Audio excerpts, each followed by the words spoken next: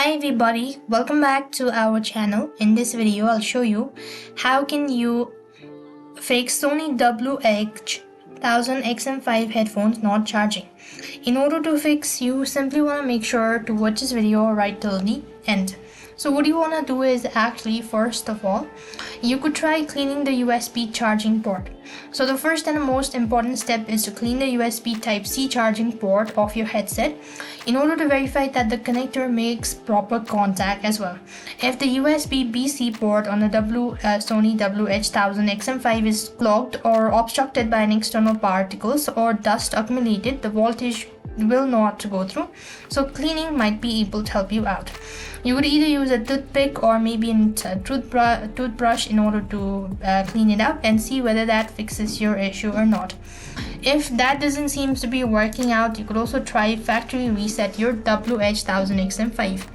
So here's what you need to do is to actually factory reset. You want to press on the power button and the NC or noise cancellation or AMB button at the same time, and when you hear a beep or a chime, it indicates that it's in a reset mode. That should be able to help. Likewise, if the issue still persists on, you could also test via different USB port. You're charging your Sony WH-1000XM5 through a USB port on your computer. Whether it's your desktop or laptop, you could try switching on a different port and see whether that fixes your issue or not. The other thing you could also do is disable your PC USB suspended. If you're still unable to charge through a computer board as well, there is one setting that could be causing all the fuss.